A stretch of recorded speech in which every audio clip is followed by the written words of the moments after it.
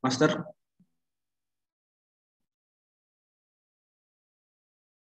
Iya, sampean ini, Mas. Oh. Calon kandidat Nur Habib Tanjung. Oh, siap, Master. Maaf, tadi saya kurang dengar. Oke. Tadi hanya lihat apa share screen-nya kok ada gambar saya, jadi saya ini. Terima kasih, Master. Maaf, tadi saya ke belakang sebentar. Assalamualaikum warahmatullahi wabarakatuh. Waalaikumsalam warahmatullahi wabarakatuh. Alhamdulillahirabbil alamin wa bihi nasta'inu ala kulli ni'matin waddin wassalatu wassalamu ala asrofil anbiya'i wal mursalin alihi wasahbihi ajmain. Sebelumnya terima kasih kepada fasilitator ya, Master Hamzah Hajiz, yang saya hormati Ketua Umum BPLB HMI, Master Nur Cahyono, dan yang saya hormati teman-teman yang Master Arif Fadilah, Master saya, kemudian saya ya, Master Surya Ramadan.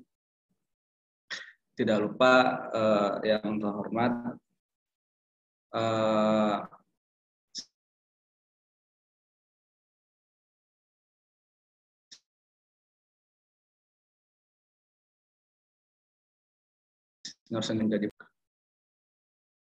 saya akan menyampaikan beberapa yang kita susun kemarin terkait fleksibilitas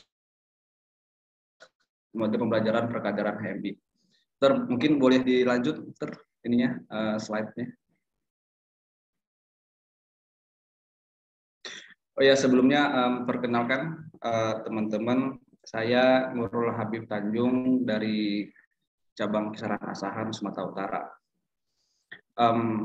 Ya, berangkat dari sejarah perkaderan yang memang pada waktu itu sebenarnya diciptakannya perkaderan itu untuk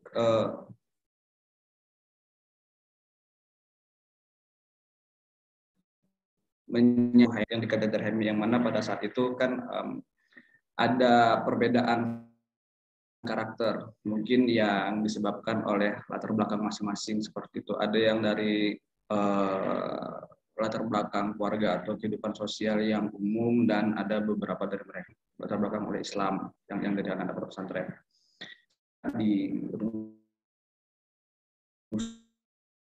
Karena sebuah adalah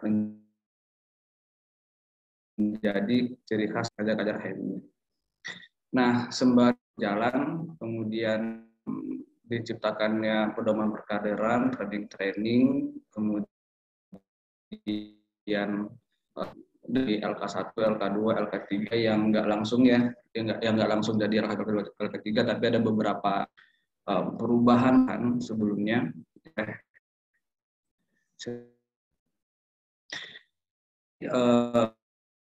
Ini sih begitu sepanjang jalannya sampai hari ini. Kemudian kita melihat ketidaksampaian itu yang selama ini berjalan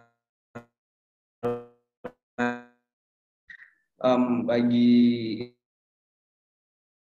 yang mungkin sebagian kecil, saya sebenarnya masih mencari itu. Mudah-mudahan ini bisa menjadi representatif data yang kemarin kita gunakan. Master,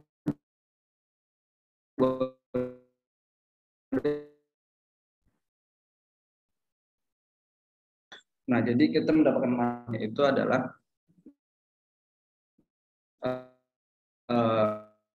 itu gitu. Jadi mungkin sampai hari ini fakta-fakta yang bisa kita dapatkan adalah begitu adanya konflik dan lain-lainnya, itu bisa dikatakan dengan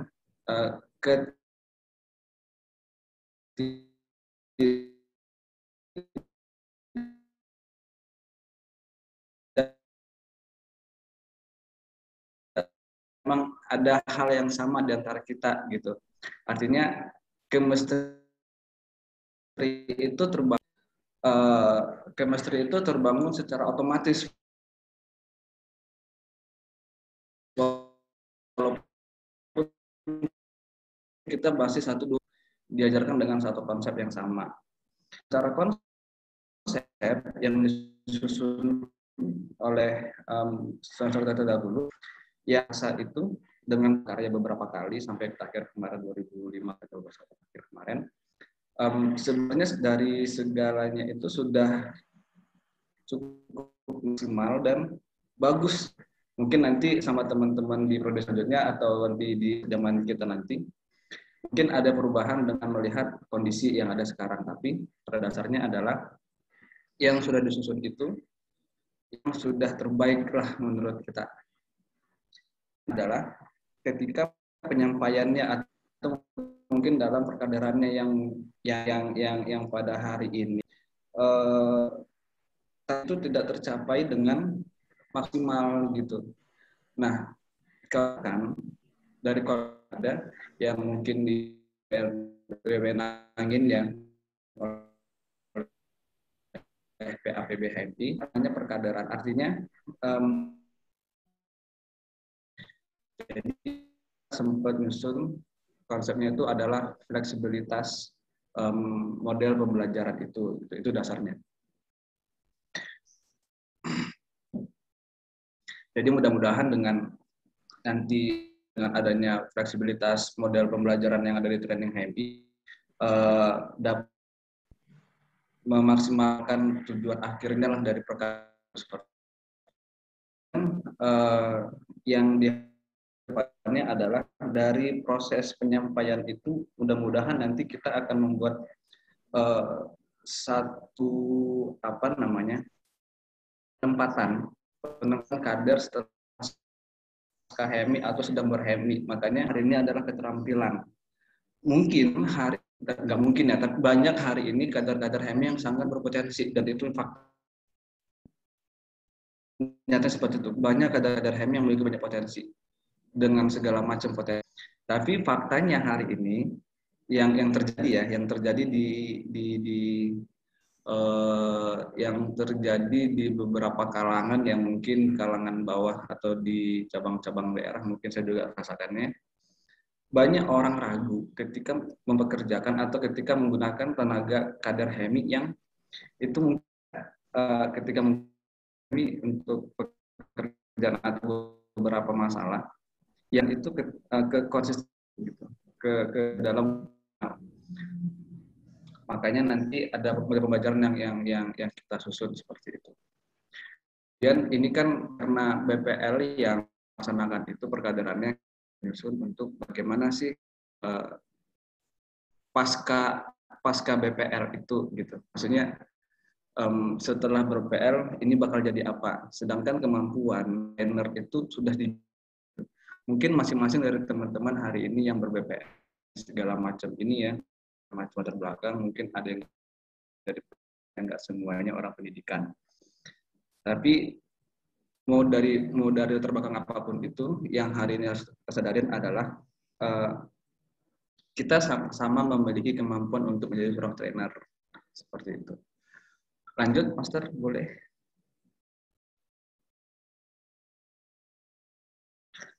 Nah, maka boleh lanjut lagi rekomendasi yang akan kita inikan ya, yang akan kita rekomendasikan. Model pembelajaran HCL. HCL itu model pembelajaran fleksibilitas kita nganut dari lembaga pelatihan yang kemarin itu ngelola di Angkatan Laut gitu. Jadi sebenarnya yang ada di HEMIC itu sudah sangat bagus, cuma hari ini kita cuma menambahkan sedikit di tahapannya atau di sintaksnya. Mungkin hari ini teman-teman bisa sadarin bahwa yang model pembelajaran yang hari ini kita terapin di HEMIC kan itu salah satunya ada pembentukan karakter yang dengan segala macam ininya ya, sintaksnya dan tahapannya seperti itu. Nah, tapi di sini kita ada tambahan satu lagi, agar nantinya pasca training itu ada langsung penempatan atau wadah prosesnya gitu, tidak hanya tahu sifatnya menunjang keterampilannya dia gitu. Dan itu dibimbing dan dimonitoring oleh BPL dan teman-teman yang lain. Nah, kenapa di sini kita nggak bahas terkait training atau apapun itu, karena bagi saya, yang menurut saya mau itu online atau maupun itu offline, itu hanya media yang bisa saja kita gunakan. Tapi yang menjadi inti adalah target dan tujuan pekerjaan itu sendiri gitu. Jadi makanya training dan pasca training itulah yang menjadi yang menentukan. Walaupun hari ini itu teman-teman Indonesia ya, teman-teman Indonesia yang BPL, yang hari ini yang menjadi pembahasan hangat adalah perkaderan online. Mau disahkan atau nggak disahkan online itu, faktanya hari ini pengurus BPL yang sekarang sudah melaksanakan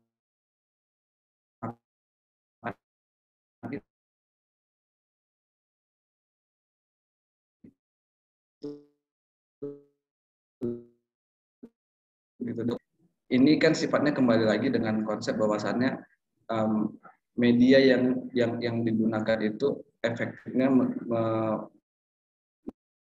yang mendalah kondisi dan situasi di arena gitu. Jadi mau menggunakan yang mana pun jadi. Nah, ini yang kita sebut dengan fleksibilitas gitu. Merupakan inti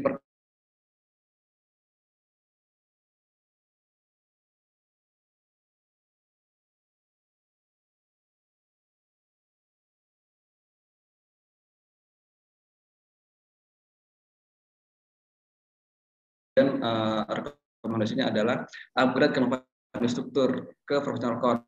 Ya, seenggaknya mungkin di profesional. Mungkin kemarin sempat dibahas juga di beberapa sesi yang kemarin ya sama beberapa teman-teman yang juga tadi mengupgrade ini gitu. Sebenarnya kalau untuk ke profesional code mungkin tahapannya sedikit panjang dan itu sertifikat ACC Association ya sebenarnya mungkin akan tapi tidak dalam jangka waktu dekat. Tapi yang bisa kita laksanakan adalah sertifikasi itu gitu. Yang mana nanti ya sehingga nanti pengakuan trainer itu tidak hanya di HEMI aja, tapi bisa di luar HEMI. Karena sebatas pengakuan doang, tapi ada upgrade kualitasnya itu gitu. Yang saya ini cukup penting untuk dalam HEMI. Jadi tidak hanya sebatas HEMI, tapi ya ini gitu. Nah, nanti mengikut ke profesional pasca BPL. Nah, artinya teman yang passionnya atau merasa dunianya adalah dunia pendidikan. Nah, setelah mengikuti BPL, kemudian mengikuti APN dan segala macamnya, pasca BPL kita punya wadah untuk mengaji di luar HMI. Artinya ini bicaranya pasca BPL, bukan di tengah-tengah BPL, di pasca BPL. Yang disusun adalah ketika ber-BPL, kita benar-benar SDM tidak hanya untuk mengabdi di HMI dan perkaderan HMI, tapi menyiapkan SDM untuk nanti, seperti itu simpelnya. Dan itu tidak hanya batas itu, tapi yang mungkin masalah utama ya di periode ke periode terkait bagaan BPL yang hari ini mungkin cabang dengan ada semuanya memiliki BPL ya, dengan segala faktor lah kenapa hari ini itu untuk menjadi instruktur tidak begitu banyak orangnya. Ada yang saya tidak mampu karena jawab yang besar, ketertarikan orang untuk memasuki ke dunia instruktur gitu.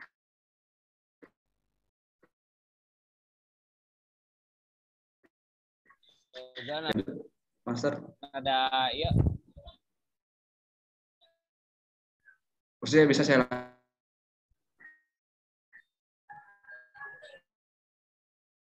Master bukan, maksudnya masih yang ketika ini menjadi menggunakan koordinasi ke kemudian beberapa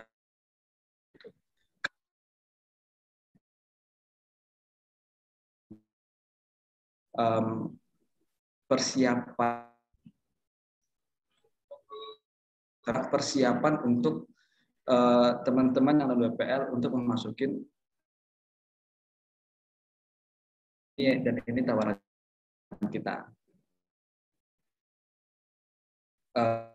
selama ber-BPL kita akan menyiapkan SDM mereka untuk itu. Seperti makanya yang terakhir ini adalah itu benar-benar untuk fokus kerjanya itu di trainingnya bagaimana, di strukturnya itu pendekatannya bagaimana, dan itu bagaimana seperti itu. Nah, hebat ya,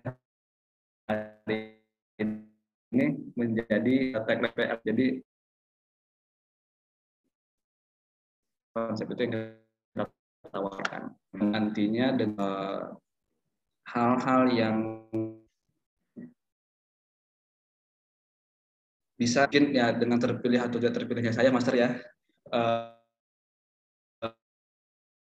kebaikannya BPL yang harus menjadi ya, jadi yang harus menjadi perhatian inti itu adalah selain pelaksanaan training kita harus mikirin kualitas instrukturnya yang tadi sempat saya yang tadi saya bahkan kemudian ini akan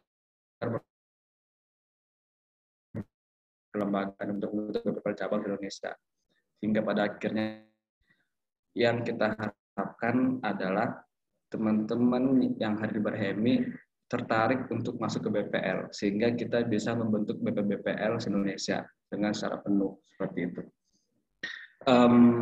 Mungkin singkat itu Master, saya terima kasih. Assalamualaikum warahmatullahi wabarakatuh.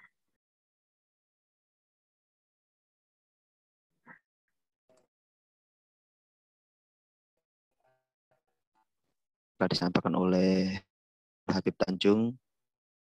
Selanjutnya mungkin dari penanggap.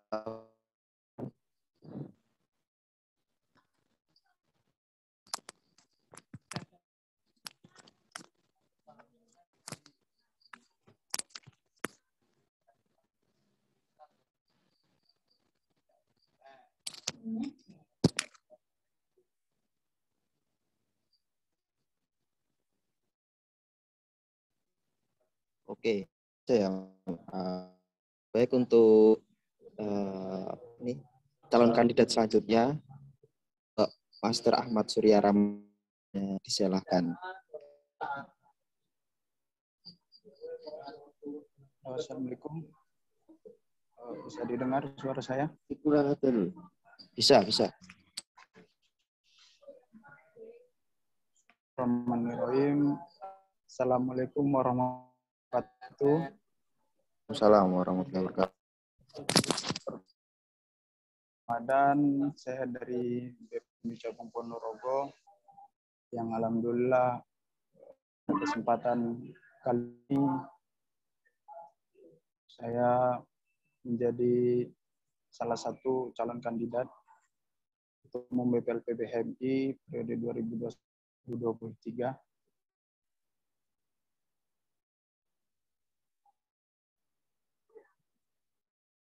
Terhormat Ketua Umum BPLP BHMI Bang Cahyono dan para senior khusus BHMI. Selamat saya ke abang semua, para teman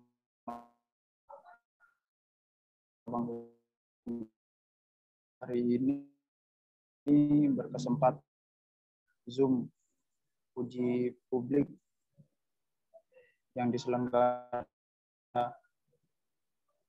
Munas BPLP BHMI. Malam ini dari polisi brief saya yang akan saya sampaikan tentang screening, karena kemarin persyaratan manajemen screening, persyaratan polisi brief itu harus disampaikan dan ditulis sampai kepada teknisnya. Maka saya pesan yang kami mulai dari awal yaitu tentang manajemen screening, kita harus membahasnya sampai tuntas.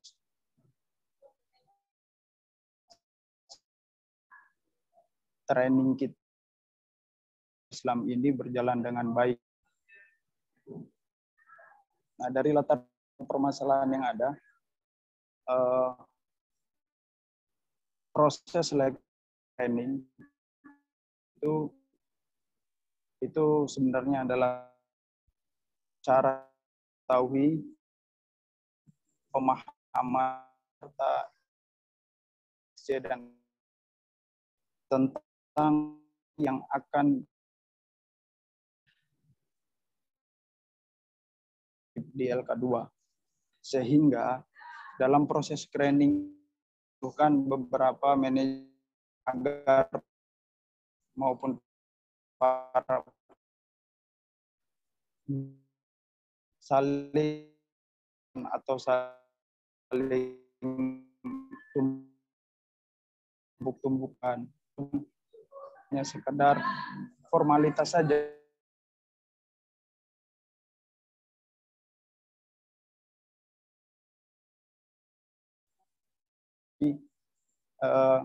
Pembentukan karakter maupun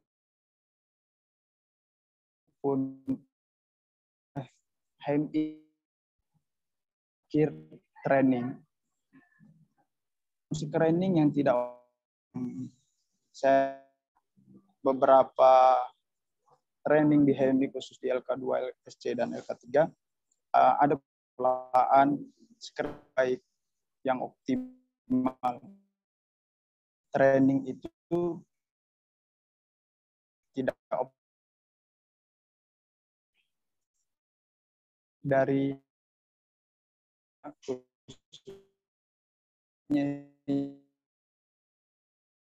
keren bersedia untuk menjadi tim dalam seleksi atau dalam training ya untuk para peserta LK2 C dan LK3, sehingga sangat perlu formulasi training untuk training yang optimal.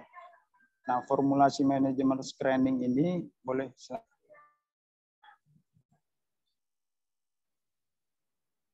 formulasi screening ini pada tahap ya,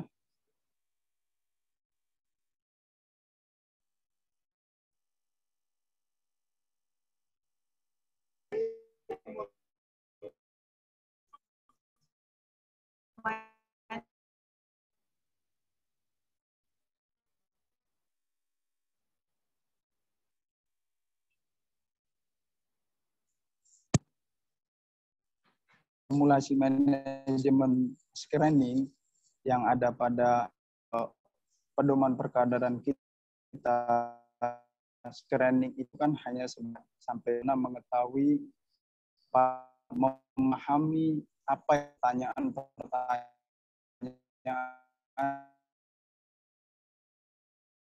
dari buat manajer seharusnya bukan SC dan LK3. Dari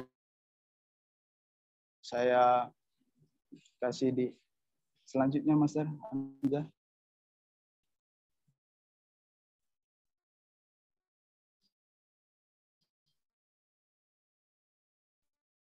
Kita harus melihat calon peserta LK2, kemudian harus diimbangi dengan berapa jumlah screener yang akan menguji sesuai dengan jumlah LK2, SC maupun LK3. Dan setelah itu kita harus membatas 3 hari, yang itu paling banyak dilakukan oleh teman. Maka kita harus dan manage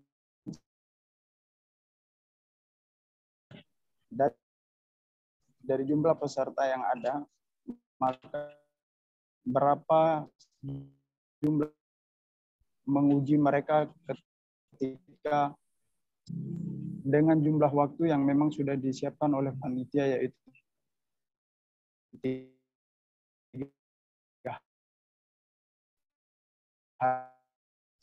yang seharusnya dikasih waktu tadi, maka jumlah screening harinya itu akan molor waktunya. Dan pastinya tidak akan maksimal jika apalagi nanti ada peserta yang terlambat dari H yang sudah ditetapkan oleh para panitia 1 hari atau 2 hari. Bagaimana cara mereka tidak lulus screening atau semacamnya? Dan jika tidak lulus atau mereka terlambat hadir, bukan berarti teman-teman yang sehingga membuat mereka itu mudah. Tinjauan awal yang dapat saya kan ini, maka hasilnya boleh selanjutnya, Mas Ramzah.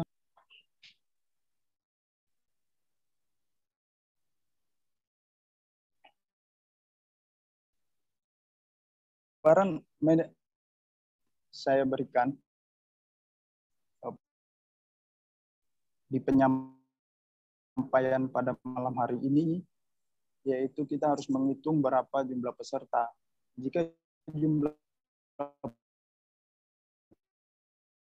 setiap materi, maka total dari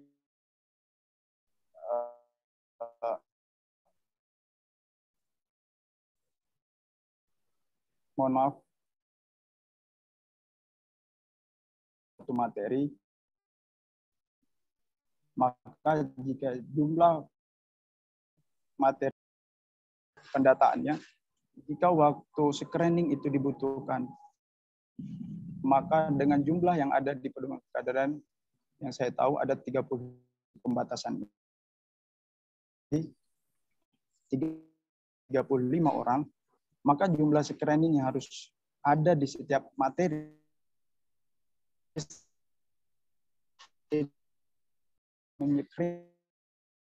yang sama. Peserta selesai dalam satu materi itu bisa sampai 4 peserta. Maka hasilnya yang dibutuhkan dari 12 peserta dikali 3 hari sama dengan 5 peserta. Maka jika waktu penyelenggaraan screeningnya. Tapi jika 4 hari penyelenggaraan screeningnya dengan jumlah peserta 30 sampai 30, maka jumlah screening ini jumlah screenernya bisa lebih sedikit, bisa sampai 2 atau 3 orang saja, 2 atau 3 orang. Dengan presentasi yang sama, 4 peserta kali 2 screener, maka 8 peserta yang akan peserta dengan jumlah hari yang sudah ditentukan ada 8 peserta kali 4 sama dengan 32 peserta. Itu hitungannya. Dan formulasi yang akan dikeluarkan itu tentu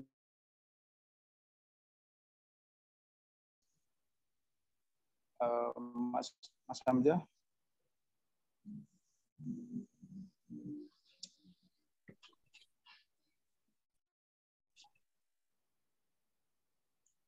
Maka yang kita tawarkan dengan manajemen training di aplikasi form penilaian yang itu dapat diakses dengan digital, yang dapat mempermudah LPB untuk mengisi serta dan BPL Korwil, dan nanti teknisnya BPL cabang atau panitia cabang itu berkoordinasi juga dengan para untuk dibuatkan aplikasinya, barcode, dan segala yang nanti akan terakses sampai mereka selesai dari LK2, LK3 maupun SC, yang itu akan masuk dalam data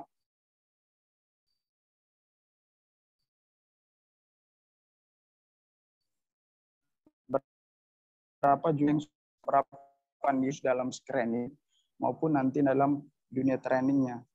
Begitu kira-kira Master Hamzah dan teman-teman semua dari policy brief yang saya berikan kepada teman-teman BPL. Dan dengan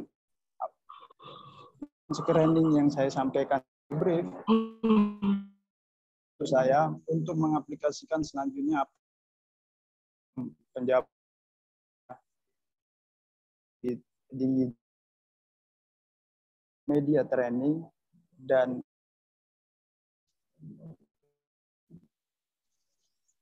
yang ada setelah itu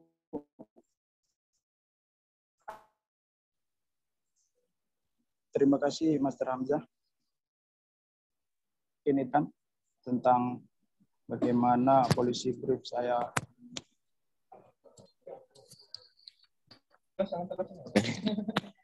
Baik, terima kasih kepada Master Surya. Untuk selanjutnya yaitu Master Arif Fadilah, kepadanya disilahkan. Bismillahirrahmanirrahim. Assalamualaikum warahmatullahi wabarakatuh.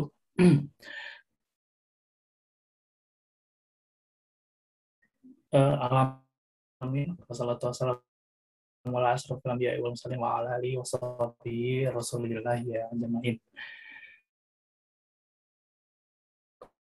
Ketua Umum di abang-abang dan kanda panelis yang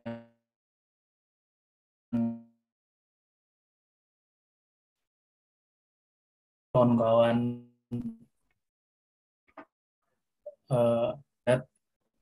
Ketua Umum PBHMI 2021-2023 dan juga kepada kawan-kawan yang berkesempatan hadir pada kesempatan kali ini.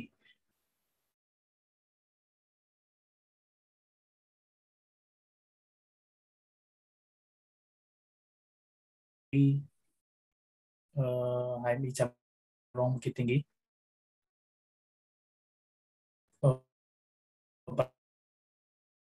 Pada kesempatan kali ini salah satu persyaratan di Munas PPL yakni policy brief. Policy brief yang saya angkat itu berkaitan dengan sertifikasi kompetensi instruktur.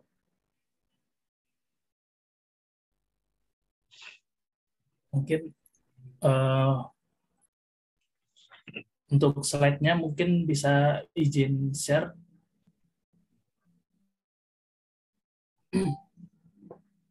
Oke, baik. Saya katakan di brief yang saya angkat pada Munas kali ini itu berkaitan dengan strategi sertifikasi kompetensi instruktur HMI. Lanjut.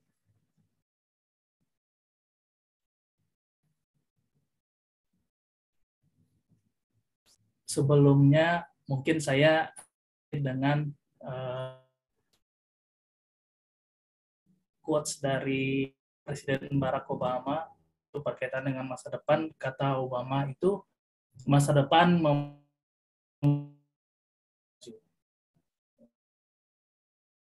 saya tidak punya waktu untuk mengasihi diri sendiri, saya juga tidak punya waktu untuk mengeluh.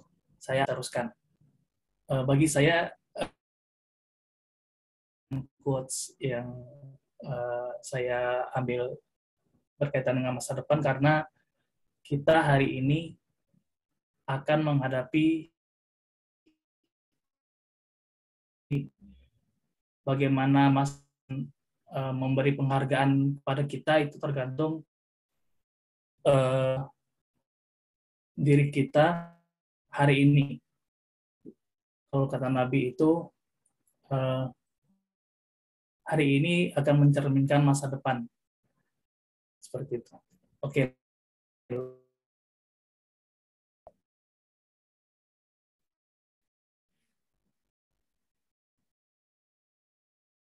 Oke. Sebelumnya saya akan memulai dengan pembahasan yakni tentang training.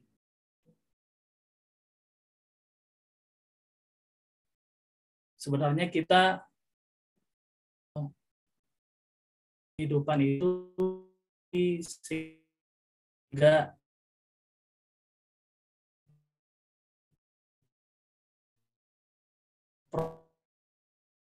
proses dalam hidup sebelum janin, lalu perjuangan kita dilatih untuk bisa melawan sebagian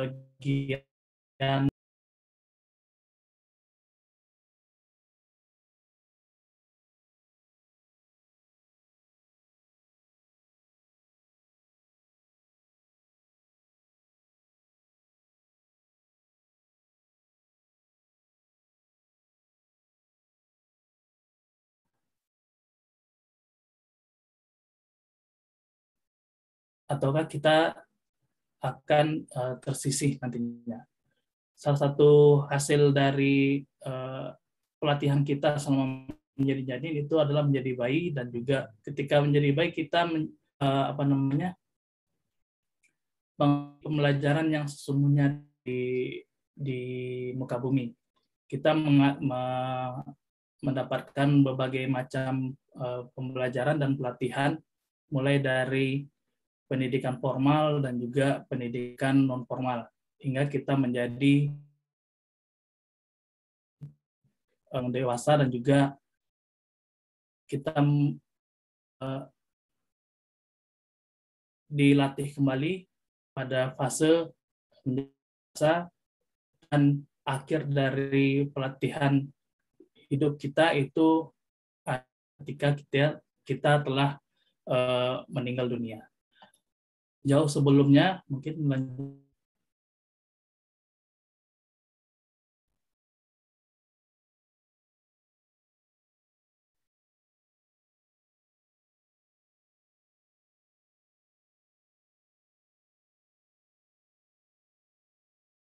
Nabi Adam pun, leluhur kita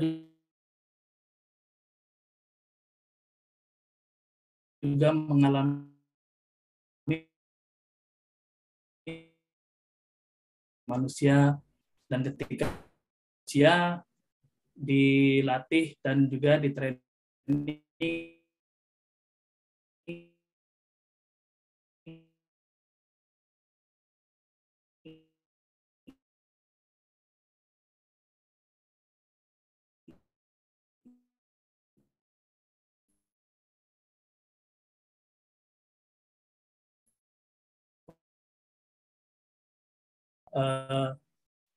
ternyata belum lulus training, hingga akhirnya Nabi Adam harus dikeluarkan dari surga, dan efeknya sampai sekarang kita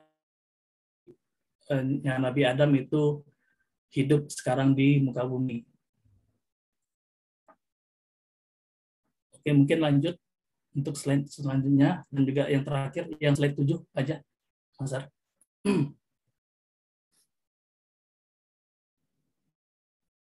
Lalu, siapa yang bertanggung jawab atas pelatihan yang dihadapi selama kita hidup? Yang tidak bukan adalah instruktur sendiri. Instruktur yang diyakini itu ada 3, itu Allah Subhanahu wa Ta'ala, malaikat, dan juga nabi. Oke, lanjut. Lalu bagaimana perkembangan pelatihan ataupun training hari ini? Mungkin saya akan melampirkan laporan terkait dengan pelatihan yang telah dilaksanakan. Ini merupakan laporan akuntabilitas kinerja instansi pemerintah Direktorat Kursus dan Pelatihan tahun 2020. Di sini terlihat peningkatan lembaga kursus dan pelatihan dari tahun 2019 hingga tahun 2020. Terjadi beberapa indikator peningkatan. Yang pertama, jumlah instruktur lembaga itu mengalami peningkatan, bahkan targetannya melebihi dari realisasi. Seperti jumlah instruktur itu realisasi tahun 2020 itu sebanyak 158 dari target. Lalu jumlah pengelola lembaga kursus yang dilatih industri itu realisasinya 2.039 orang dari target 2 orang. Lalu lembaga kursus dan yang memperoleh fasilitas standar industri dari realisasi 2010 mengalami peningkatan sebanyak 200 lembaga. Di sini kita bisa melihat bahwasanya hari ini pelatihan dan training itu mengalami peningkatan cukup signifikan. Nah, salah satu faktornya adalah kita tidak bisa pungkiri teknologi mengalami perkembangan yang sangat signifikan. Seperti misalnya untuk produk saja seperti itu dalam 1 tahun bisa mengeluarkan 2 atau 3 jenis handphone. Microsoft bisa mengeluarkan produk Microsoft Office tahun. Nah, apa hubungan perkembangan teknologi dengan training? Setiap perkembangan teknologi itu perlu adanya sosialisasi dan juga training untuk bisa diterima dan juga dilaksanakan oleh masyarakat. Jadi dengan meningkatnya jumlah teknologi yang ada hari ini itu secara otomatis meningkatkan pula ataupun program training yang ada hari ini. Oke, lanjut.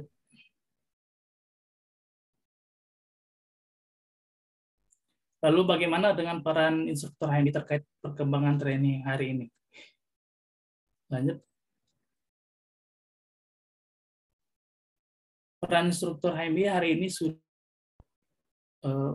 untuk training HMI, namun masih minim peranannya di pelatihan eksternal.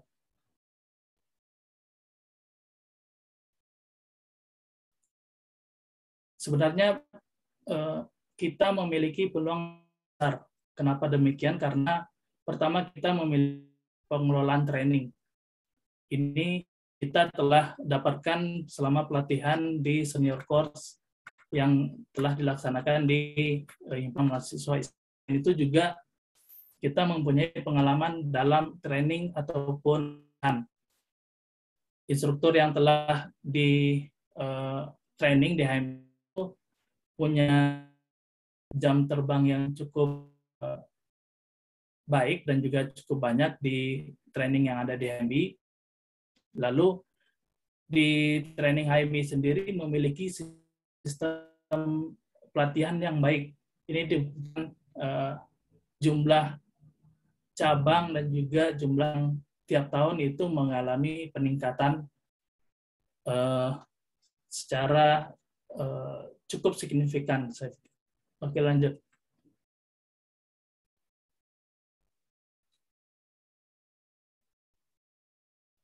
Lanjut.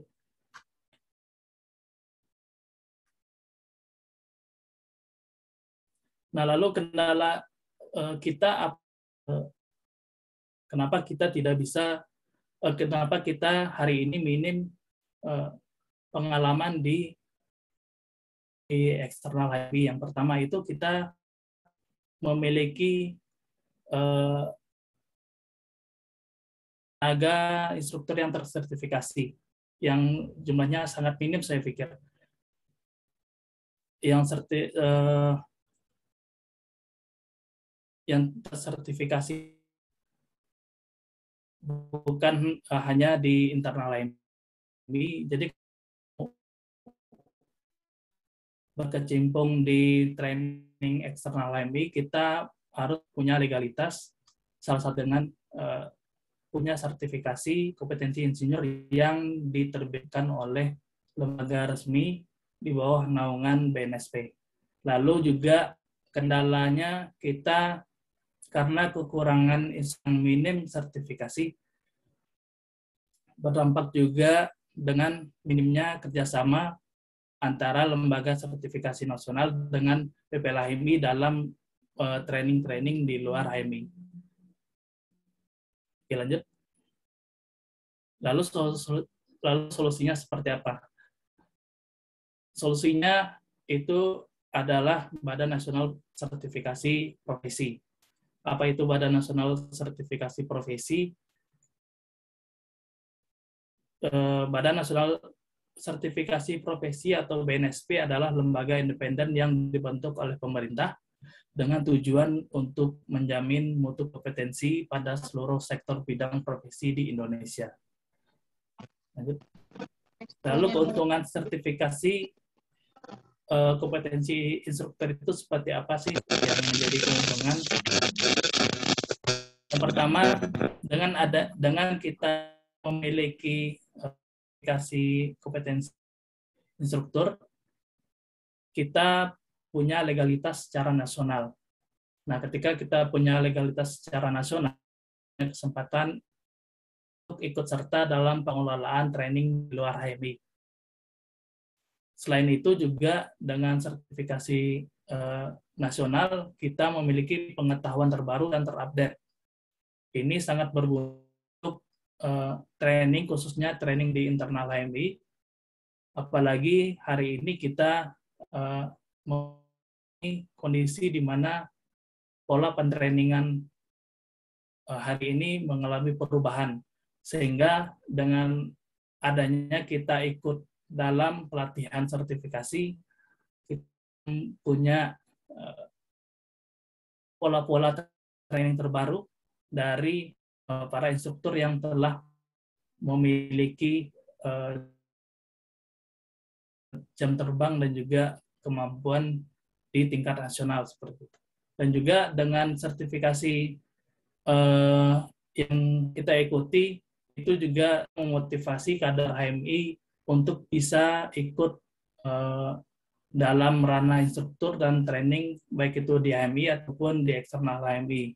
Karena hari ini kita lihat juga jumlah instruktur yang ada di masing-masing cabang itu jumlahnya hari ini di sebagian besar itu ada yang minim.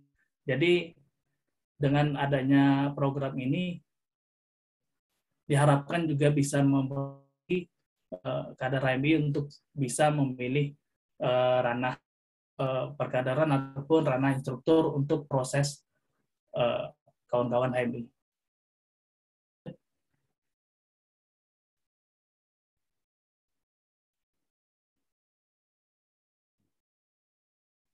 Nah, dalam rekomendasi policy brief yang saya buat kemarin itu, saya memberikan rekomendasi berupa jangka pendek dan juga rekomendasi jangka panjang. Rekomendasi jangka pendek itu yang pertama melakukan identifikasi. Yang dilakukan identifikasi itu adalah kompetensi instruktur training yang sesuai dengan kebutuhan HMI. Lalu selanjutnya itu melakukan kolaborasi serta kerjasama dengan pihak lembaga di bawah naungan BNS, Program Sertifikasi Kompetensi Instruktur Nasional. Lalu melakukan program sertifikasi kompetensi instruktur untuk seluruh pengurus BPLPB HMI. Lalu rekomendasi untuk jangka panjang itu pertama melakukan kolaborasi serta kerjasama dengan pihak lembaga yang bernaung di bawah naungan BNSP untuk program sertifikasi kompetensi instruktur pada pelaksanaan training senior course di HMI. Lalu melakukan praktek instruktur di lembaga-lembaga eksternal HMI seperti lembaga pendidikan dan juga lembaga perusahaan. Yang ketiga, melakukan standarisasi kualifikasi pengurus BPLPB HMI yang nantinya itu diwajibkan untuk tersertifikasi instruktur nasional. Mungkin itu saja. Terakhir saya ingin mengutip kembali kata dari salah satu tokoh kali ini, itu Buya Hamka. Kata Buya, dalam umur kehidupan yang singkat, dia bisa dipanjangkan dengan sebutan amal ataupun bekas tangan. Dari situ saya berpikir bahwasanya dua cara yang bisa dilakukan untuk memanjangkan itu, yang pertama dengan dan yang kedua instruktur. Demikian demikian presentasi dari terlebih dahulu. Mohon maaf. Sebelum saya akhiri, saya ingin mengucapkan selamat milad khususnya kepada salah satu panelis, yakni bertepatan dengan milad beliau. Assalamualaikum warahmatullahi wabarakatuh. Waalaikumsalam warahmatullahi wabarakatuh. Kepada matasinya, untuk selanjutnya yaitu sesi anggap mungkin dari Bang Yusro atau Bang bisa menanggapi apa yang telah dipresentasi calon kandidat Ketua Umum BPLPB HMI. Monggo, Bang.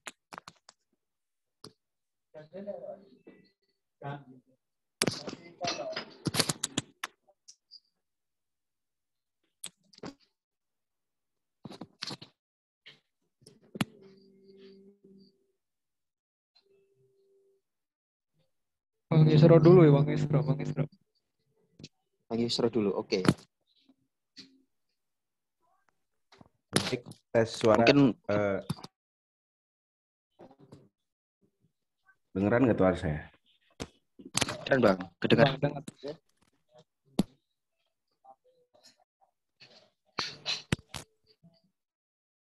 Dengar dah ya? Bang. Halo, tes. Oke, baik. Mohon maaf sebelumnya, saya menyimak tadi untuk pembicara sebelum yang tadi. Assalamualaikum warahmatullahi wabarakatuh. Waalaikumsalam warahmatullahi wabarakatuh. Teman-teman yang saya hormati, pertama-tama mari kita panjatkan puja dan Allah Subhanahu wa taala yang telah memberikan serta bermacam nikmat hingga pada malam hari ini kita bisa jumpa muka pikiran di walaupun tidak secara tatap muka, saya kira sudah cukup bagus tadi ya paparan kandidat yang terakhir. Yang kedua juga saya baca bahannya juga bagus, namun memang ada beberapa hal yang sampaikan sama seperti yang juga saya sampaikan, nggak jauh beda lah. Itu terkait perkaderan di HMI. Saya melihat semua masih bicara masalah, bicara persoalan-persoalan teknis yang sebetulnya ini tidak hanya sedikit dengan kerja-kerja Ketua Umum BPL. Karena yang sedang teman-teman kandidat kompetisi yang sedang diikuti oleh teman-teman kandidat ini adalah amanah sebagai Ketua Umum Badan Pengelola Latihan BHMI. Jadi top leader di sini ya. Bicara top leader itu kan lagi-lagi bicara kepemimpinan, bicara visi misi, secara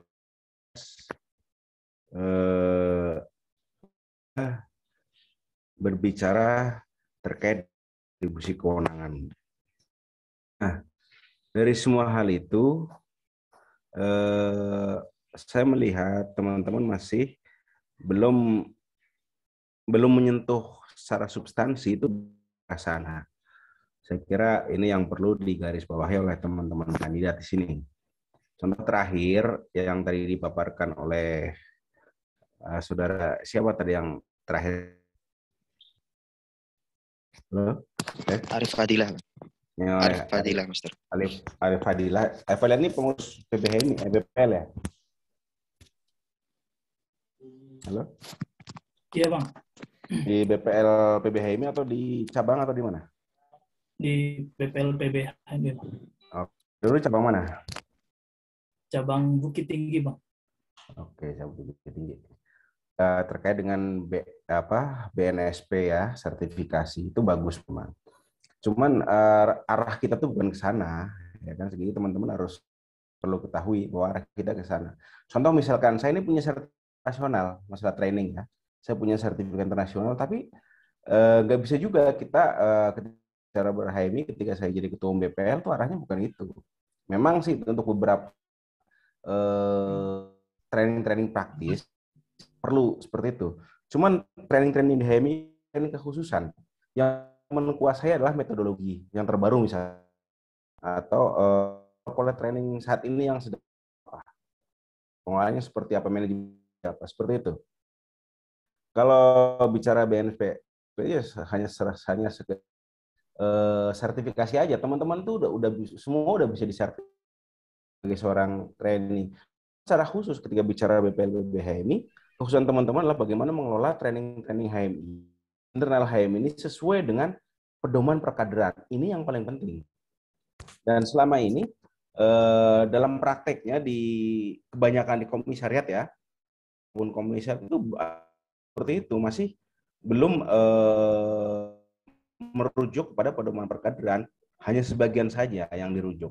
Tapi sebagian yang lain itu mereka masih merujuk pada kultur di cabang masing-masing. Ini sebetulnya harus jadi pembenahan. Kemudian terkait dengan bicara sebelumnya pola screening segala macam, itu persoalan teknis yang situasional yang saya kira itu bisa disesuaikan juga dengan tujuan training ini seperti apa. Tujuan LK1, LK2, LK3 itu kan berbeda. Itu pun pola-pola screening yang diterapkan saya pikir juga bisa berbeda juga. Yang penting tujuan substansi, tujuan dari LK1 LK2 dan LK3 itu bicara keinstrukturan. Kemudian bicara kepemimpinan, ini teman-teman ini membawa ke depan, itu aja. Dalam artian dibawa kemana itu, apa yang ingin teman-teman terapkan di BPL sehingga kompeten dan menjadi daya tarik tersendiri, sehingga tidak kader-kader ini ketertarikannya tidak hanya pada wilayah-wilayah politik. Coba kita buka kembali pada tujuan berHMI kita, terciptanya insan akademis, mencipta pengabdi yang bernapasan Islam.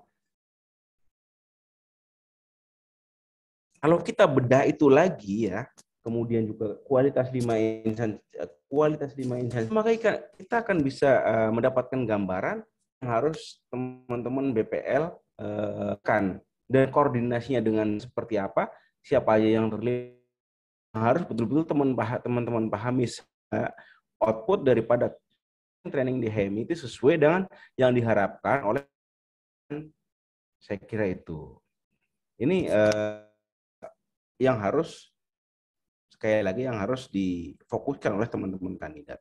Kemudian jangan lagi berbicara, sebenarnya kemarin juga saya sudah bicara, jangan lagi berbicara dengan semua persoalan yang ada di HMI.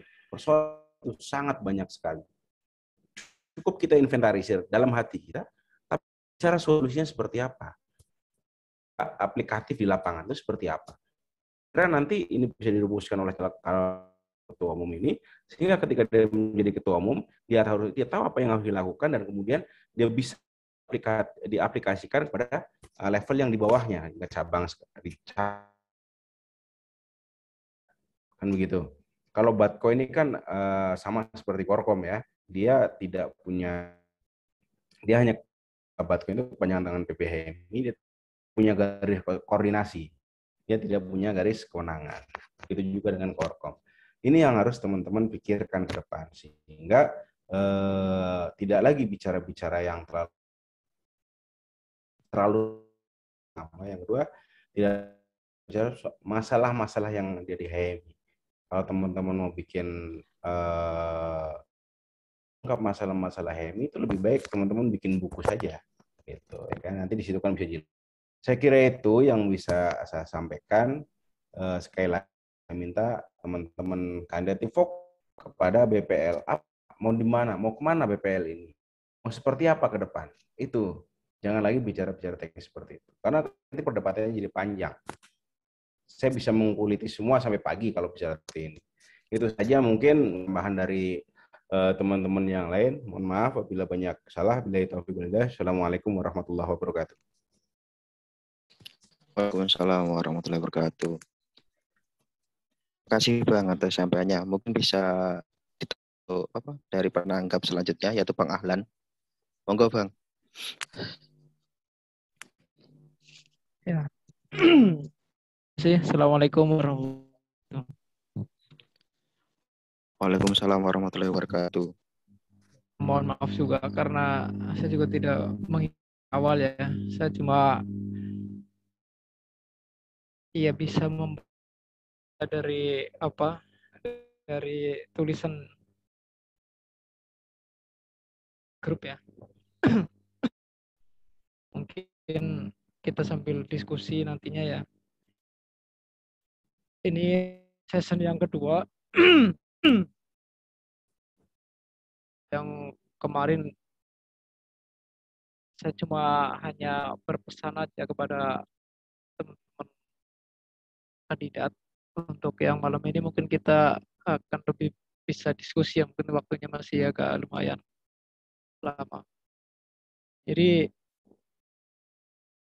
yang pertama mungkin juga melanjutkan dari apa yang disampaikan oleh Bang Yusro Hazim ya. Jadi harapan kita pada teman-teman yang pengurus ke depan usahakan ini.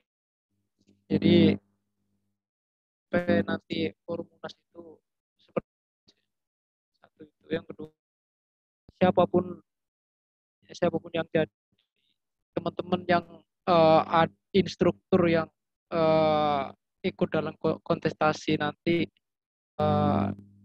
dirangkul juga masuk dalam struktur.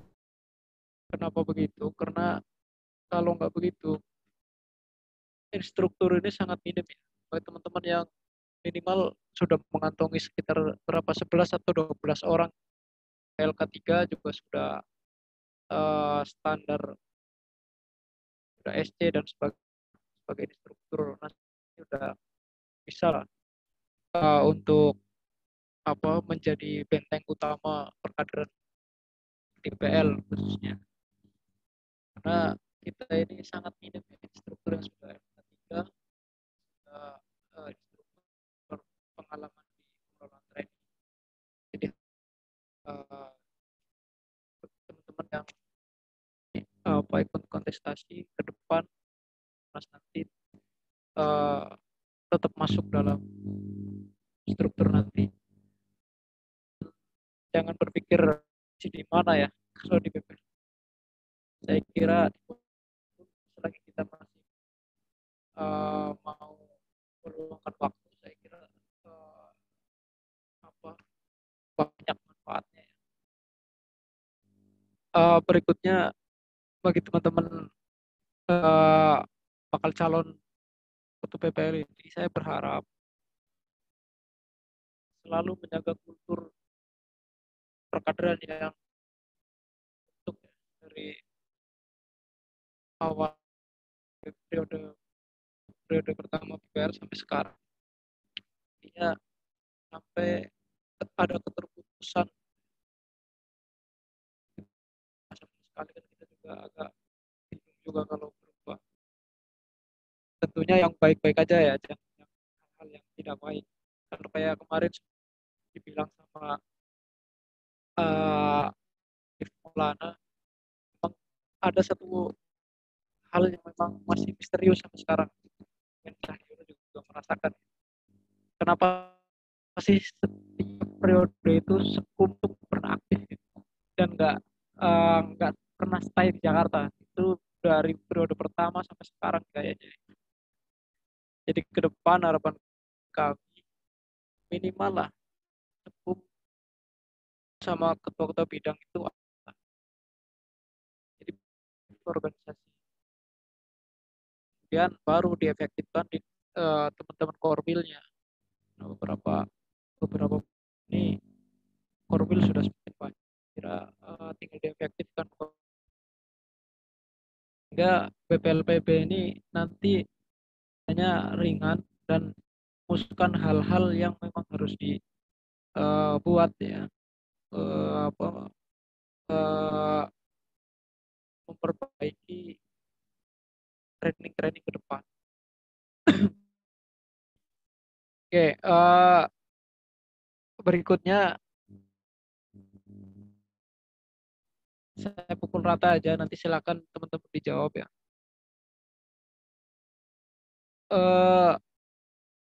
Dari sekian bakal calon ini ya, saya sekali lagi ingin mendengar apakah Anda ke depan terkait dengan perkaderan HMI secara umum. Itu yang kedua,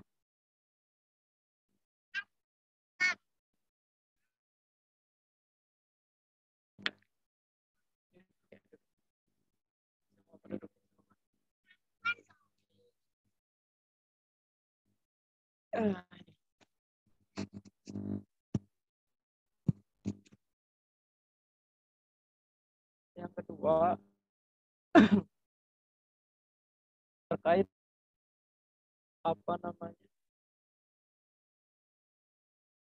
sistem ataupun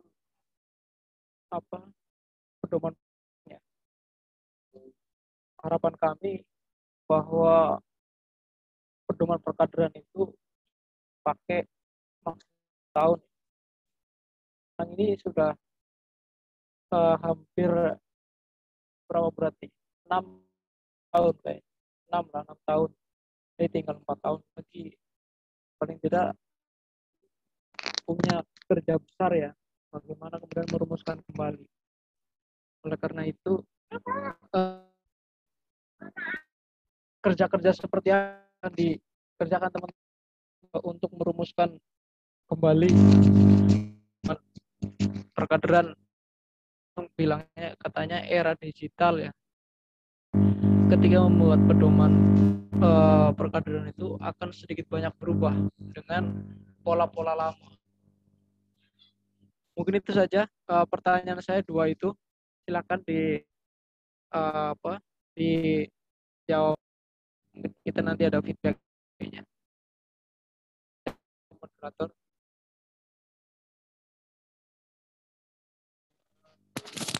Baik, terima kasih atasnya Bang Yusro dan Bang Ahlan.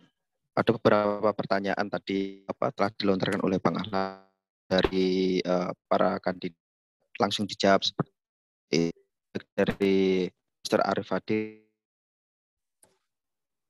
dan Master tadi.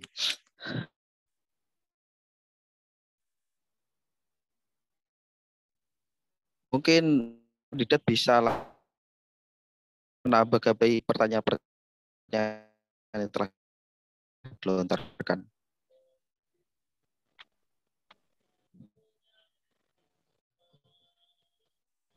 Ini ya, baiklah saya bacakan.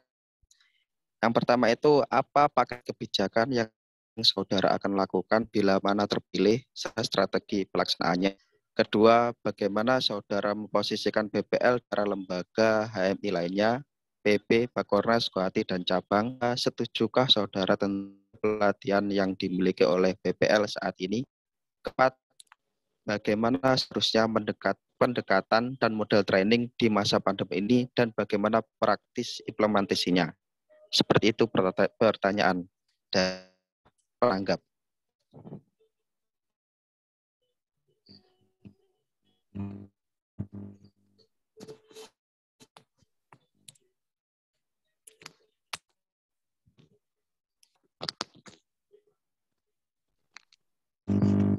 Moderator langsung Dari sebut Master nama Nurul aja. Habib Tanjung bisa langsung menjawab.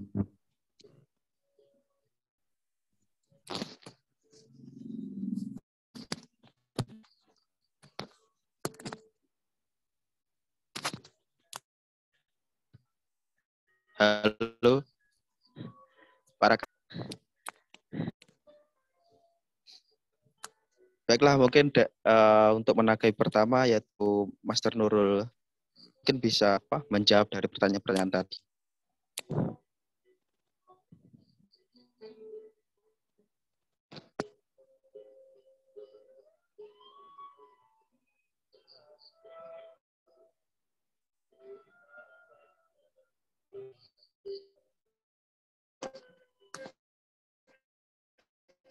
Kalau begitu, Surya, kalau tidak ada jawaban dari Master Nurul Habib dan para dan Bang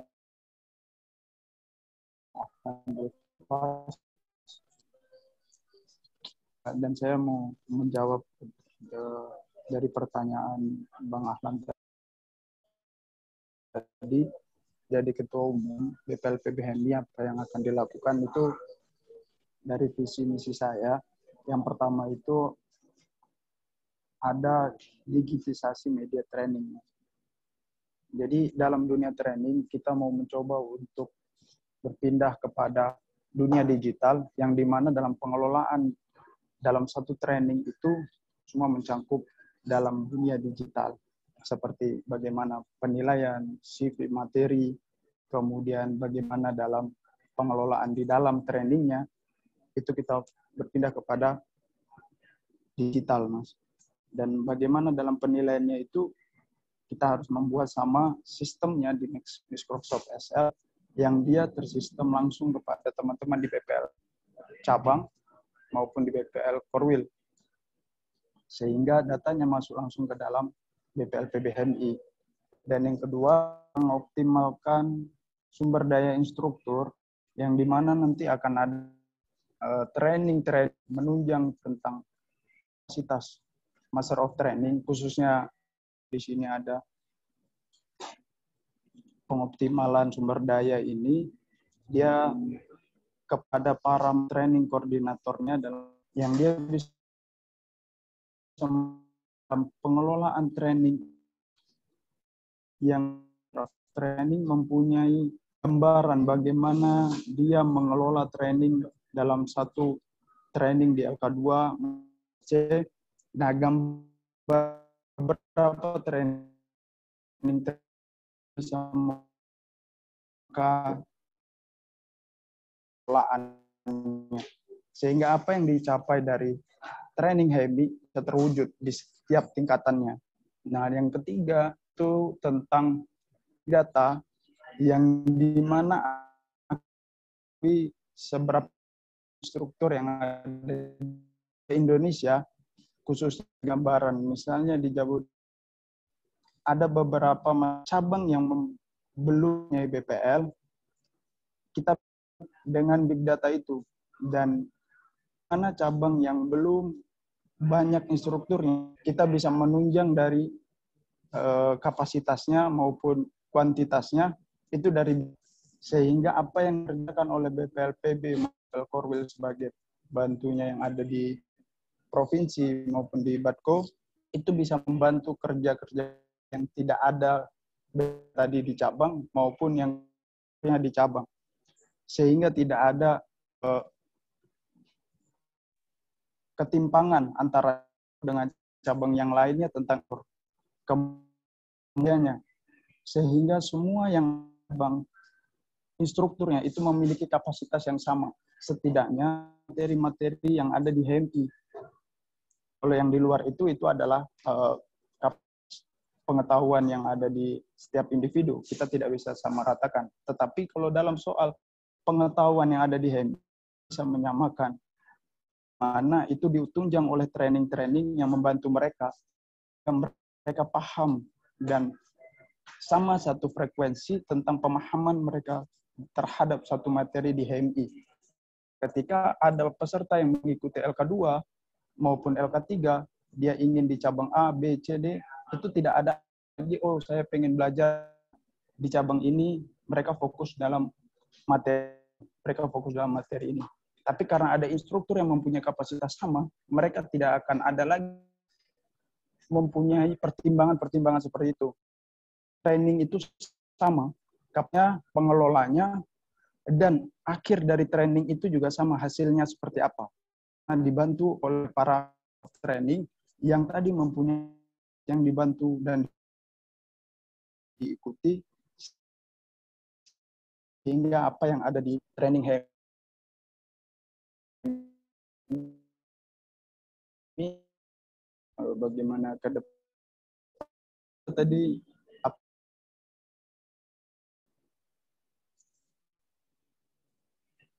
yang dari Mas Ahlan. Kedua, Dari saya bacakan. Pertanyaan kedua, bagaimana saudara memposisikan BPL di antara lembaga HMI lainnya, PP, Korhati, dan cabang? Memposisikan BPL. Ya. BPL ini kan Badan Pengelola Latihan. Kalau saya bisa memposisikan, boleh memposisikan gitu, BP ini ya berbeda di Kohati, cabang, bahkan segala macamnya yang ada di MI selain BPL. Karena BPL ini dia yang bekerja dalam dunia pentrainingan, pengelolaan dalam satu training HMI. Nah, posisinya dia adalah sentral bagi perkembangan kaderan di HMI, sehingga apa dilakukan oleh HMI itu ada di BPL.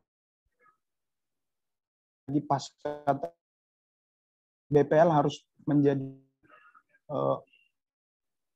lembaga yang bisa menunjang dan bisa bekerja sama dengan setiap lembaga yang ada di luar BPL seperti cabang, komisariat, PBHMI, Kohati, dan sebagainya untuk membantu menyelesaikan persoalan perkara di tingkat lembaga lain dan membantu perkembangan sudahnya untuk lebih baik dan lebih maju lagi. Posisi BPL dari lembaga-lembaga lain, dia yang menghadapi HMI dan dia ikut serta intelektual dan lembaga. Begitu.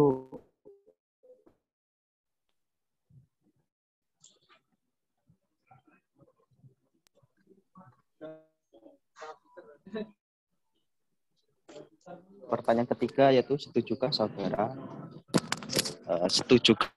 tentang model pelatihan dimiliki oleh BPL di begitu ya? Setujukah saudara model pada saat ini? Oke. Kalau model perkaderan di HMI yang ada ini, yang sudah juga disampaikan oleh Mas Ahlan tadi, pedoman perkaderan itu ditargetkan 10 tahun. Tapi sekarang sudah berjalan 6-5 tahun pedoman perkaderan. Maka harus formulasi baru yang akan terjadi 4 tahun kemudian atau 2 tahun kemudian, sehingga kita jangan sampai ketinggalan zaman dengan pedoman-pedoman yang ada di HMI, khususnya dari perkaderan. Nah, kalau seandainya pedoman sekarang itu bertabrakan dengan keadaan zaman, seperti yang sekarang terjadi yaitu masa pandemi, pedoman perkaderan ini yang dalam pengaplikasiannya itu dilakukan secara offline. Maka dalam zaman yang sekarang yang serba online dan serba digital, kita harus bisa beranjak dan menuju pada dunia-dunia yang seperti itu. Tapi dalam dunia yang ada sekarang, pedoman perkaderan itu masih bisa dilaksanakan, dan saya masih setuju dengan pedoman yang sekarang, tapi kita tidak bisa terlena dengan pedoman yang sekarang, dan kita harus tetap mencari apa formulasi baru untuk kedepannya nanti. Jika kita melihat sekarang ala dunia digital dan online, maka kita harus terjun dan kita harus melihat satu langkah ke depan. Apa yang akan terjadi setelah online ini atau setelah era digital ini. Dan itu harus kita rumuskan dalam pedoman perkaderan kita agar pedoman perkaderan kita tidak ketinggalan zaman. Itu yang saya rasa untuk pedoman perkaderan yang saat ini. Bukan berarti saya tidak setuju untuk pedoman yang sekarang. Karena pedoman sekarang itu masih bisa diterapkan, tapi kita tidak boleh terlena untuk melakukan formulasi baru. Begitu, Mas Hamzah.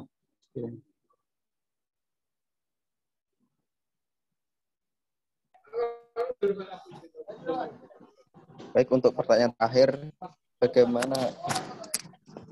bagaimana seharusnya pendekatan dan model training di masa pandemi ini, dan bagaimana praktis implementasinya?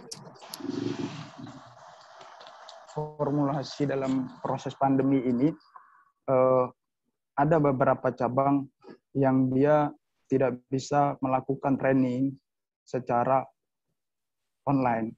Dan ada juga yang masih bisa melakukan training secara offline. Kalau kita beranjak pada training yang offline, maka training yang offline ini pasti akan ada permasalahan atau evaluasi yang harus kita kerjakan untuk kemajuannya secara offline. Maka dalam dunia online, kita baru terjun ke dalamnya. Sehingga kita harus membuat beberapa gagasan pedoman secara online, maka kita terapkan itu sehingga kita mendapatkan sebuah evaluasi baru untuk bagaimana secara online ini perkaderan dan bisa dioptimalkan. Jika tidak ada aplikasinya, maka kita tidak akan bisa mengevaluasi. Sehingga pendekatan-pendekatan yang bisa dilakukan saat pandemi ini adalah pendekatan secara emosional antar satu kader yang sudah baru sistem mentoring yang dimana pendekatannya terbangun secara emosional, dekat, dan bisa menjadi kader yang dididik penuh oleh para mentor-mentornya ini. Kalau dalam pengoptimalannya, komisariat maupun di cabang itu ada beberapa bidang di dalamnya. Dan bidang ini bisa menaungi beberapa kader yang telah mengikuti LK1. PTKP mengikuti, ada PTKP yang dia memegang 5-10 kader baru dan dididik di PTKP sehingga pendidikan yang didapat oleh para kader ini di dalam dunia HMI itu dari bidang P yang bertanggung jawab. Kemudian nanti sistemnya berpindah. Jika dia sudah selesai ke misalnya sistem mentoringnya dia di PTK untuk pendalaman KM. Jika dia sudah selesai pindah ke PA. PA nanti pendalamannya apalagi di situ. Nah, itu secara emosional. Jika online, maka satu orang di dalam bidang PA itu bisa memegang intens, bisa melihat media WhatsApp untuk mengetahui perkembangan pengetahuan, keinginan, maupun tujuan dari setiap kader, itu dari setiap satu kader yang sudah aktif di HMI tadi. Dia lebih kepada kepengurusan emosional. Tidak bisa saya dalam sistem online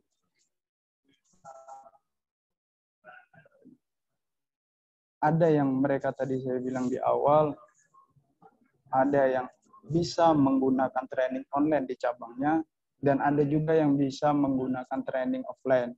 Karena sistem pandemi, dia tidak rata di PPKM sekarang ya, PPKM yang masih di bawah, ada yang PPKM sudah tinggi seperti level 4, sehingga tatap muka di daerah tersebut tidak bisa berjalan karena dibatasi oleh,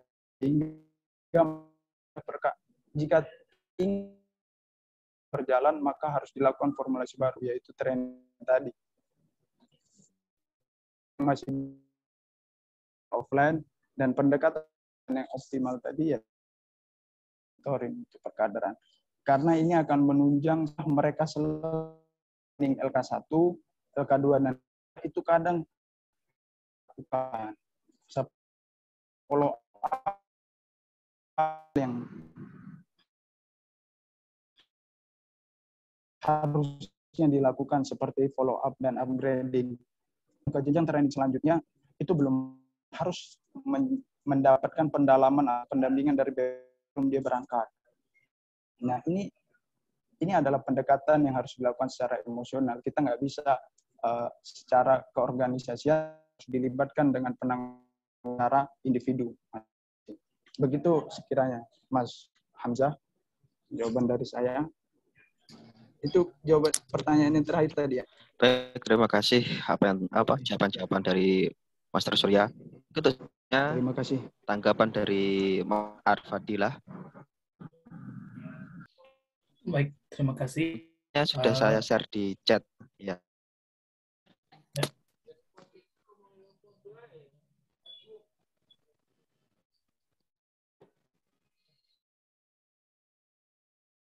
Oke, untuk pertanyaan pertama terkait dengan kebijakan bila terpilih di BPLPB kali ini, saya pikir salah satu kebijakan itu mana caranya kita bisa eksis bukan hanya di internal HMI tapi juga di eksternal. Kenapa saya menekankan bisa eksis di eksternal? Karena satu tujuan himpunan itu bagaimana kita bisa menjadi insan yang mengabdi. Jadi pengabdian kita bukan hanya di internal HMI dan melainkan kita bisa mengabdi di eksternal HMI. Dan juga dengan kita eksternal HMI, kita mendapatkan pengalaman baru, pengetahuan baru terkait dunia pendidikan yang mungkin itu bisa internal HMI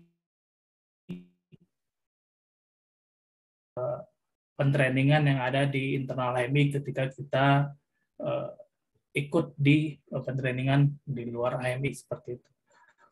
Lalu posisi BPL di antara lembaga-lembaga yang lain, saya pikir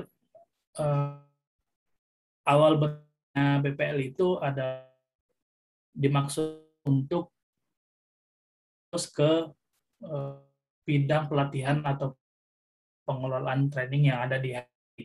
Jadi BPL adalah lembaga yang memang ataupun himpunan untuk bisa jadi garda terdepan di pentrainingan yang ada di HMI. Jadi kalau seperti Pernas ataupun Kohati dan juga cabang, itu BPL melakukan kolaborasi pun bisa melakukan kerjasama dengan lembaga-lembaga yang ada seperti lembaga Kohati. Kita bisa terkait dengan ada di dan juga lembaga lain yang pada saat pelaksanaan pentrainingan itu kita melakukan kerja terjun langsung ke trainingan ataupun melakukan pembekalan pengetahuan di HMI untuk kawan-kawan yang ada di lembaga yang ada di lingkup HMI. Terkait dengan pemodelan pelatihan yang ada di BPL hari ini, saya pikir secara fisik itu masih sangat relevan dengan kondisi. Mungkin kita perlu melakukan penyesuaian dari masa itu memiliki tantangan tersendiri, baik itu hari ini yang jelas terlihat bahwasanya kita dihadapkan dengan situasi yang tidak memungkinkan kita untuk saling bertatap muka, maka kita perlu formulasi untuk jenis pelaksanaan pentraining yang berbasis digital ataupun berbasis virtual seperti itu. Mungkin lebih ke teknis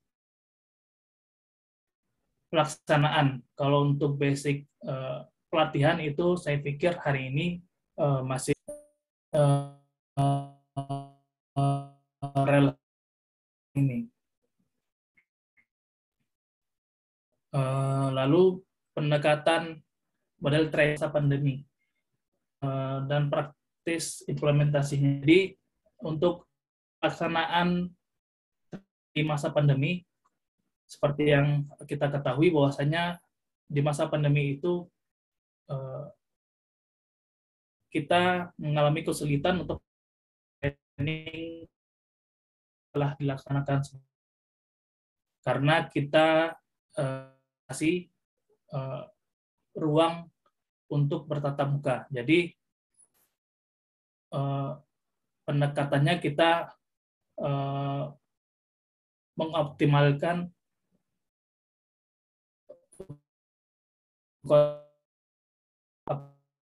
aplikasi tatap muka virtual seperti Zoom atau Google Meet atau dan lain-lain seperti itu. Juga kita juga melakukan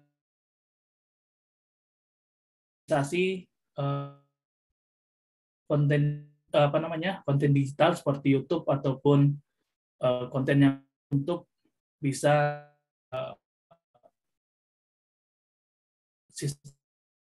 sistem training yang berbasis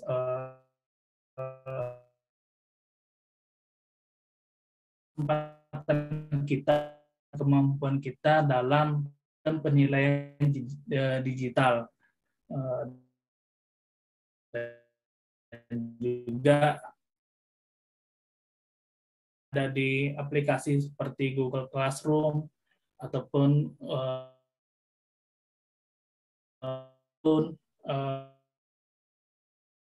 software dengan penilaian yang mungkin membantu kita dalam pelaksanaan training berbasis virtual seperti saat sekarang ini. Seperti beberapa laksanakan seperti LK1, optimalisasinya pasca training. Jadi kita buat follow up karena di masa waktu beberapa training kita lakukan pemangkasan materi. Jadi kita seperti LK1 wajib dan materi kan pasca seperti. Nah, dengan apa namanya follow up juga menambah ruasi.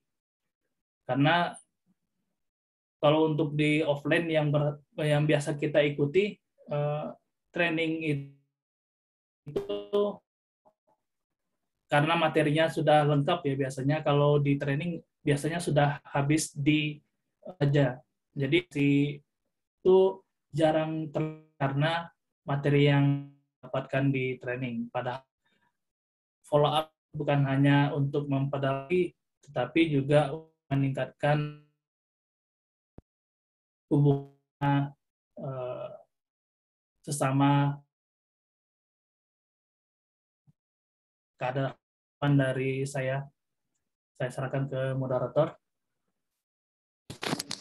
Terima kasih apa yang telah disampaikan oleh selanjutnya calon kandidat yang terakhir yaitu Master Nurul Habib Tanjung. Master Nurul Habib Tanjung. Ya. Halo, ya. Assalamualaikum warahmatullahi wabarakatuh.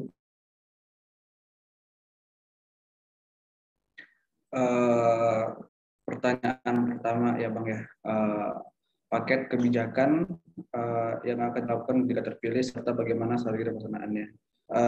Jadi yang pertama itu terkait tentang administrasi. Jadi yang hari ini kita bukan kerja itu juga penting. Karena saya rasa instruktur hari ini yang ngelola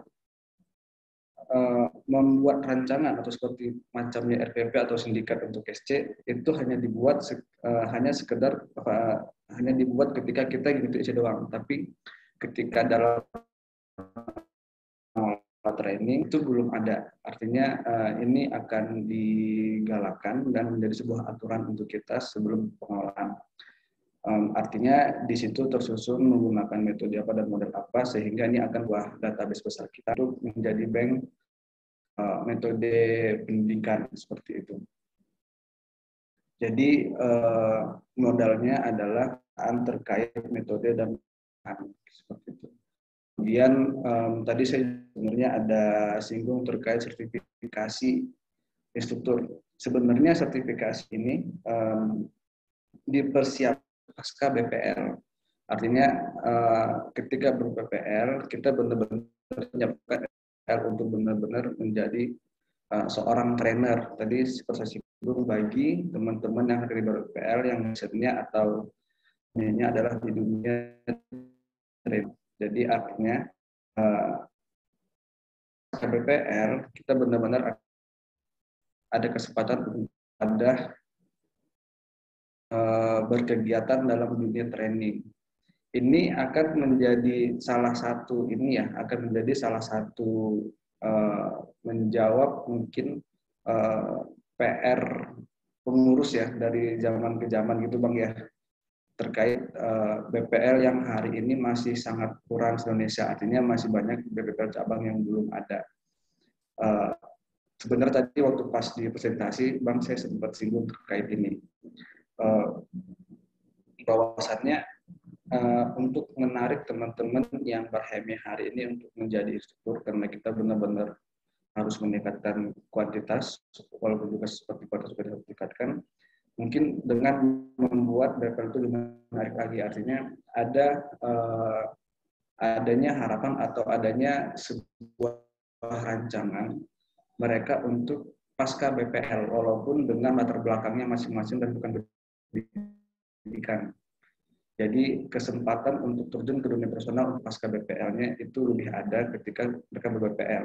Ini akan memberikan kualitas. sembari teknis berjalan, artinya untuk monitoring dan untuk pembackupan perkaderan di cabang-cabang yang belum ada tanggulangin oleh BPPL cabang terdekat yang melalui nanti instruksi dari dan koordinasi dari Korwil dan BPPB seperti itu. Seperti itu kira-kira. Mungkin untuk pertanyaan kedua ya, posisikan BPL di antara lembaga HEMI lainnya, PB, Bakornas, Bakti, dan cabang. Menurut dari PDPRT DPR sebagai pelaksana training, dan ini semua lembaga ini dari Kabupaten Bogor 3 dan semua lembaga kan memiliki diklatsus dan trainingnya masing-masing seperti itu, dan semua lembaga dan HEMI juga butuh BPL untuk training itu gitu, karena itu wewenangnya di BPL untuk pelaksanaannya. Jadi untuk mempersiapkan teman-teman di BPL untuk terjun ke sana, lebih kepada arahnya fasilitator. Kalaupun bisa mengembangkan potensi yang ada itu, kita percayakan kepada orang-orang yang memang basicnya ada di sana. Karena hari ini BPL yang hari ini ber-BPL bukan semua latar belakang yang sama, konsentrasi keilmuannya seperti itu. Sedangkan di lembaga-lembaga mungkin di tingkatan Bakornas dan di masing-masing berbeda-beda ilmuannya. Jadi lebih teknik pendistribusiannya seperti itu. Tapi tetap bahwasannya koordinasi dan kerjasama sesama Bakornas dan lainnya tetap akan terjalan, karena termasuk untuk kurikulum pelatihan untuk Bakornas itu yang belum semuanya ada. Jadi di sini BPL juga akan menyiapkan itu bekerjasama dengan Bakornasnya masing-masing seperti itu. Jadi menjalinan hubungan kerja dan masuk ke semuanya seperti itu.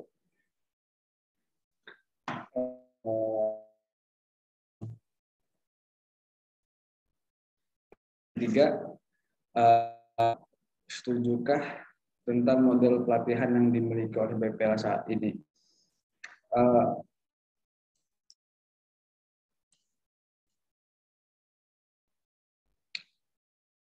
Model pelatihan yang dimiliki oleh BPL saat ini sebenarnya setuju, sangat setuju. Karena salah satu yang saya pahami dari model perkaderannya adalah pendidikan karakter seperti itu, Bang, ya. Dari beberapa tes yang kita telah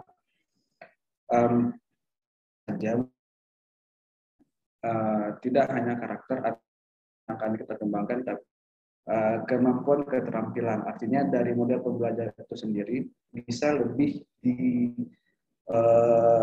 diluaskan, yang mana nanti hasilnya itu bukan hanya sekedar mencapai target yang ada di tujuan perkaderan, tapi benar-benar, jadi konsepnya itu benar-benar membangun konsep kader yang di perkaderan itu yang diharapkan sekedar untuk HEMI, tapi keterampilan mereka pra dan pasca HEMI gitu. Jadi pada itu bisa seperti itu.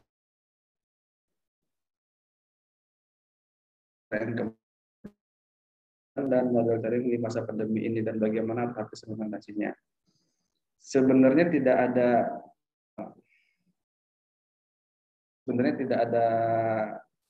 yang signifikan untuk model training yang ada di. Saya kembali lagi tadi seperti terkait dan metode itu, sebenarnya kan kita hari ini konsepnya adalah metode apa dan model apa yang digunakan itu kembali lagi kepada situasi dan kondisinya. Jadi situasi seperti apa, kondisinya seperti apa, maka model dan metode apa yang paling efektif untuk digunakan. Kan seperti itu. Ketika memang harus online, maka misal ada beberapa cabang yang daerah yang memang mengharuskan tidak bisa untuk offline, maka ya udah silakan dilaksanakan online dengan cara praktisnya itu sudah disediain.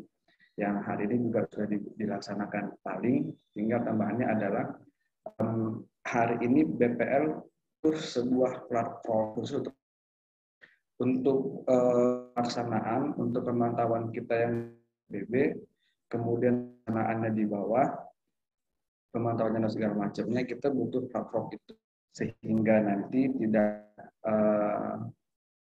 bukan tidak ada sih, tapi meminimalisir dari yang tidak tercapai. Mungkin kalau bicara efektif atau tidak efektif, ya tetap kembali maksudnya menggunakan metode yang paling efektif di kondisi tertentu seperti itu. Karena sama tadi yang dibahas sama Master, dengan kondisi pandemi, seluruh Indonesia juga tidak mengalami hal yang sama daerahnya masing-masing seperti itu. Ada yang bisa offline dan ada yang bisa terkait masalah yang dikhawatirkan kalau misalnya online tidak apa namanya tidak seefektif yang online, ya bagaimana seperti itu. Bahkan sebenarnya jauh sebelum corona kan jarak jauh itu kan sudah bukan, tapi dilakukan hanya untuk program S3 dan itu ada di Australia dan seperti itu. Ada kita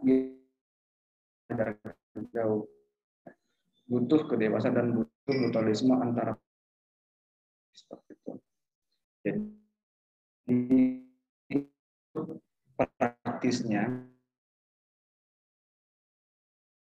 kepada sebuah fasilitas yang ketika memang ada beberapa daerah yang mengharuskan artinya tetap harus disediakannya, kita akan tetap menyediakan di pengurus selanjutnya sebuah platform perkaderan yang itu dapat diakses oleh semua cabang seperti itu. Jadi untuk pelaksanaannya seperti pelaksanaan dan pemantauan pelaksanaan secara efektif seperti itu.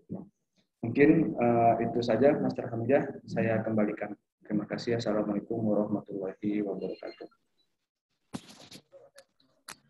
Terima kasih atas jawabannya dari kandidat Master Nurul Habib Tanjung.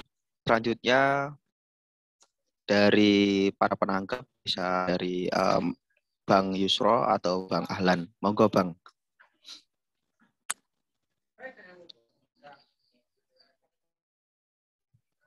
Untuk selanjutnya yaitu closing Ahlan kalau tidak ada tanggapan dari Bang Yusro.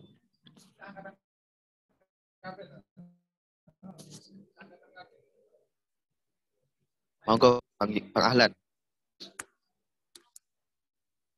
Oke. Terima kasih.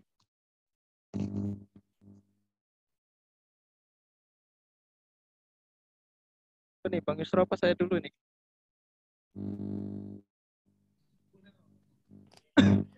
Bang Ahlan aja, karena Bang Yusro nggak ada tanggapannya tadi. Ya, sekali lagi saya tegaskan ke teman-teman. Mungkin teman-teman juga masih ada waktu untuk terus berdiskusi membangun konsep bagasi global ya. Karena sekali lagi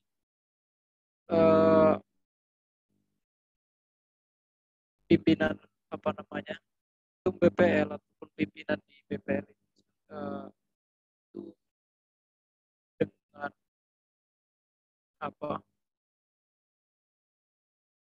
hanya itu orang yang tersibuk di jadi harapan dengan gagasan terkait dengan perkaderan HMI karena yang akan Anda omongkan di forum-forum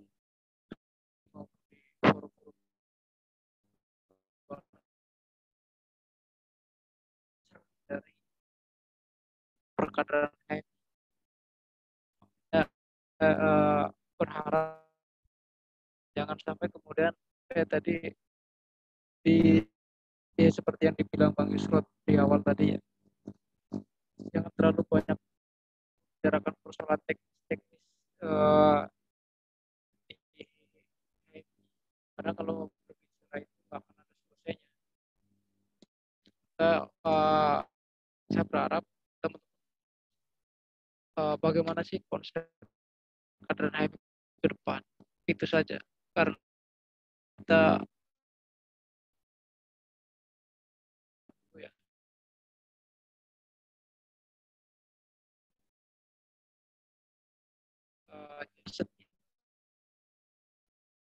apa perkaderan HMI seakan-akan ya mereka itu sekarang begitu. Jadi istilahnya HMI pada zaman ada dulu terus dan terus begitu, ya nggak ada pembaruan mau seperti apa. Jadi seakan-akan konsep mereka itu sudah teramat sempurna sehingga kita ini sekarang tidak mampu membuat terobosan baru. Karena itu ya saya berharap betul siapapun ataupun karena ini berharapan kami calon-calon ini juga semuanya masih ada dalam PKDBH ke depan. Jangan ada yang hilang kecuali memang masa keanggotaannya sudah habis ya. PPL ke depan saya kira tantangannya lebih berat dan kerja-kerja teman-teman ke depan akan lebih kompleks ya. Beda dengan periode kayak di awal-awalnya kita berpikir bagaimana PPL itu ketika menghadapi goncangan bagaimana PPL ada kadang juga seperti tidak ada. Kemudian berikutnya perkembangan bagaimana PPL itu semakin banyak di kerja-kerja kita terus meluas di saya kira PPL sudah lumayan banyak. Jadi tinggal bagaimana kerja-kerja konsep teman-teman di pusat. Oleh karena itu harapan kami kalau di periode-periode kita dan sebelumnya itu banyak yang masih belum apa namanya secara memenuhi standar. Harapan kami periode-periode ke depan semuanya secara standar baik training maupun yang lainnya terpenuhi sehingga ketika membawa satu gagasan itu oleh karena itu ya lagi jangan sampai jadikan forum munas ini itu aja. Terima kasih saya kurang lebihnya mohon maaf. Assalamualaikum warahmatullahi wabarakatuh.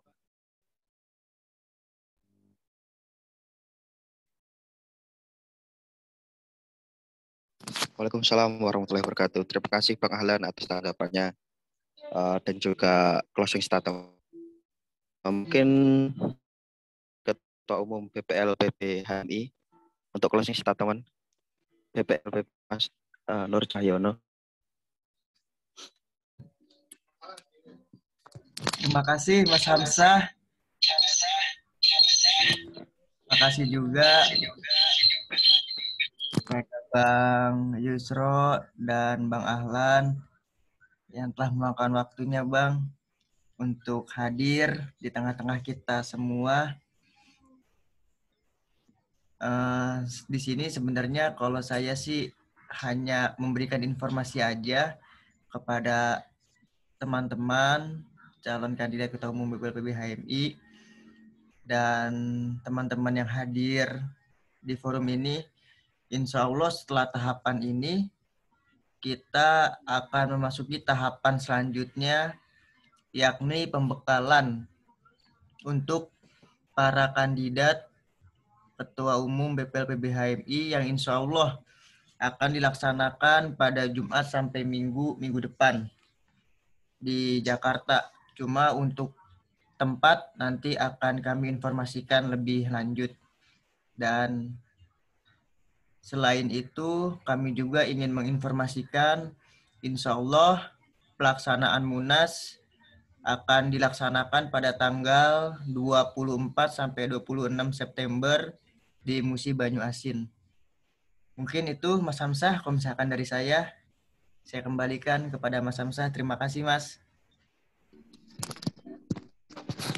Terima kasih Mas. Mas Nur Cahyono selaku Ketua Umum dan juga Bang Ahlan dan Bang Yusro selaku penanggap pada acara pada malam. Mungkin cukup sekian dari saya sebagai moderator, kurang lebihnya mohon maaf. Wassalamualaikum warahmatullahi wabarakatuh.